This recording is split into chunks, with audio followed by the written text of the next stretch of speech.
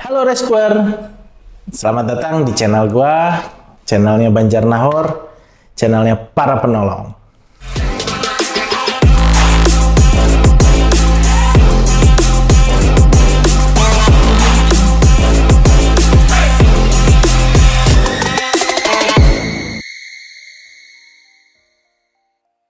Belakangan ini kita lagi rame banget ngomongin akun-akun yang membuat statement di media sosial. Ada akun Opposite yang ngebahas tentang kasus Verdi Sambo. Dan yang terbaru ada akun Bjorka yang membuka data-data pemerintahan hingga pejabatnya, sampai-sampai ada juga loh akun buzzer yang disepet.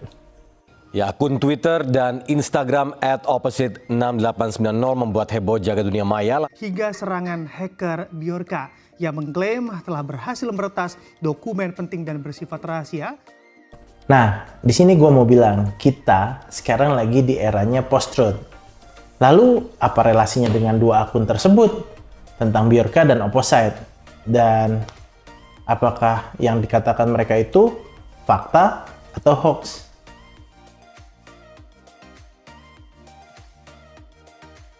Jadi post-truth itu adalah suatu iklim politik di mana emosi mendominasi mengalahkan objektivitas dan rasionalitas.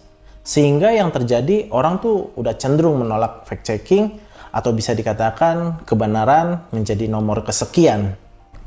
Hoax itu kalau gue bilang turunannya daripada post-truth. Kenapa gue bilang seperti itu? Karena sistemnya mirip-mirip. Jadi kita sebagai pendengar dibikin emosi dan kita yang ngebaca tuh dipancing untuk jadi geram, marah. Ini tuh sebenarnya bukan seperti ini, tapi ya kenyataannya seperti itu. Sekarang kita lagi ada di eranya post-truth ini. Sedangkan rasionalitas, objektivitas, fakta-fakta, dan opini tidak lagi dipilah. Nggak ada tuh yang namanya filter. Jadi ya semua telan mentah-mentah. Sedangkan rasionalitas, objektivitas, fakta, dan opini-opini tidak lagi dipilah, tidak lagi difilter, dan sebagainya. Kalau udah begini, bisa bahaya. Nah, gimana nih kita bisa ngenalin ciri-ciri post-truth itu? Post-truth itu seperti apa sih? Jadi gini contohnya. Orang sering mengatakan kalau zaman dulu biasa politik itu sering identik dengan banyak kebohongan. Lalu apa perbedaannya dalam masa era post-truth sekarang ini? Perbedaannya adalah masyarakat dalam berkomunikasi menyampaikan isu-isu politik. Di mana bila ada yang tidak suka dengan elit politik A, kita sebut ya elit politik A, maka di situ juga akan ada media yang mengungkapkan ketidakpuasannya terhadap elit politik A tersebut. Caranya dengan melemparkan berita-berita yang entah itu benar, entah itu bohong. Jadi mereka melempar beberapa isu kepada masyarakat. Yang kedua, kebenarannya bukan lagi difalsifikasi atau ditolak, tapi kebenarannya ya dijadikan nomor kesekian lah. Bukannya fact checking, dikomporin. Masyarakat biar tegang, masyarakat menjadi terkotak-kotak. Sehingga dampak dari post-truth ini bakal bisa menimbulkan permusuhan dan membuat konflik di tengah-tengah masyarakat. Tapi sebenarnya post-truth ini ada hal positifnya juga loh. Misalnya, kalau dulu penguasa media tuh cuman satu, apalagi zamannya Orde Baru ya. Nah, sekarang menjadi tersebar. Semua orang bisa mengungkapkan sesuatu melalui platform-platform yang tersedia. Mungkin kalian juga bisa posting sesuatu lewat TikTok kalian, lewat Twitter kalian, lewat Instagram kalian, atau YouTube kalian. Atau kalian juga bisa menyebarkan informasi itu melalui aplikasi-aplikasi yang berbentuk pesan. Contohnya misalnya WhatsApp, MiChat. Skip. Jadi media tidak lagi bisa dikuasai oleh satu pihak. Setiap masyarakat, setiap pribadi sekarang bisa kok memberikan informasi dan juga mendapatkan informasi. Nah, disinilah kita harus bijak dalam menerima dan juga menyampaikan informasi. Di lain sisi, kecenderungan orang terhadap post-truth ini menghadapi hoax adalah masyarakat menjadi males untuk fact-checking, untuk mengetahui sumber kebenarannya. Apalagi minat baca di masyarakat kita itu masih minim banget ya. Orang tidak lagi membedakan antara fakta dan opini. Semua itu dicampur adukan. Apa sih yang paling berbahaya dalam masa post-truth ini di dalam kehidupan bermasyarakat? Dalam kehidupan bermasyarakat, yang berbahayanya adalah yang pertama. Yang disasar itu adalah emosi masyarakat. Lalu ini akan menimbulkan permusuhan, juga menumbuhkan konflik.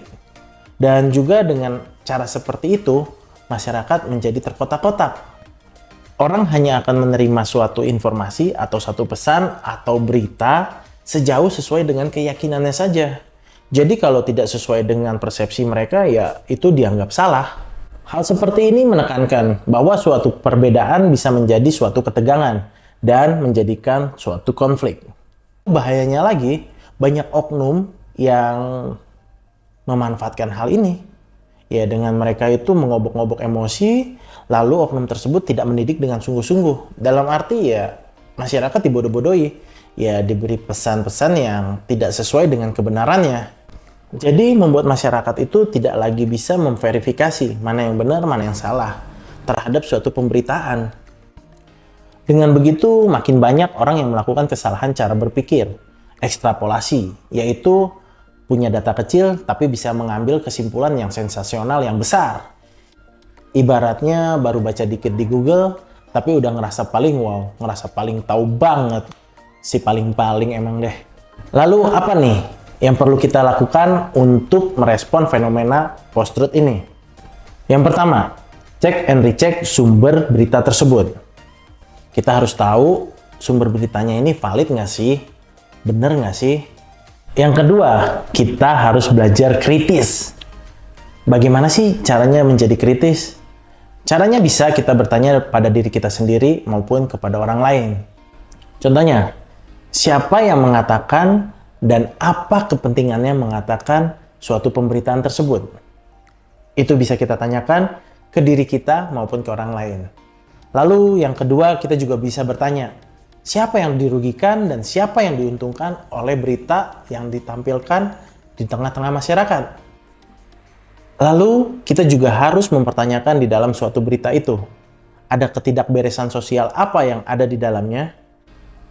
Ketidakberesan sosial itu bisa a priori negatif, prasangka negatif, bisa juga diskriminasi, atau bisa juga menggunakan ini untuk mencari kambing hitam. Bisa juga menyalahkan suatu kelompok. Jadi ya menuduh secara tidak langsung. Nah, itu yang harus kita lihat. Dari pertanyaan-pertanyaan tersebut, kita bisa setidaknya lebih kritis dan tidak gampang untuk dibodoh-bodohi. Dan selanjutnya, yang harus kita lakukan adalah terbuka. Terbuka seperti apa sih? Ya, kita terbuka.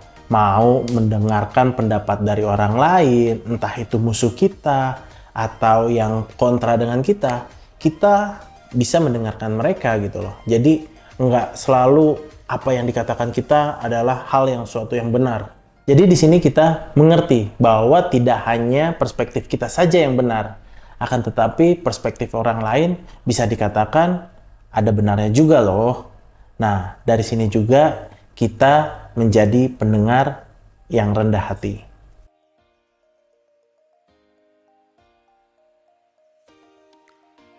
Nah, teman-teman gimana? Setelah kalian menonton video ini dan juga mendengarkan, kalian bakalan kritis nggak ke depannya? Apalagi sebentar lagi kita mau mendekati dengan tahun pemilu. Akan banyak isu-isu politik yang diangkat oleh elit politik A, B, C, dan lain-lain. Semoga teman-teman tidak terprovokasi. Karena kita adalah Indonesia, jangan mau kita dipecah-pecahkan. Tetap jaga persatuan dan kesatuan negara kita, Indonesia. Oke teman-teman, kalian bisa komen di bawah isu-isu apa sih yang kalian ingin angkat yang nantinya bisa kita bahas bersama. Jangan lupa like and subscribe channel ini. Salam padu, kita semua adalah penolong.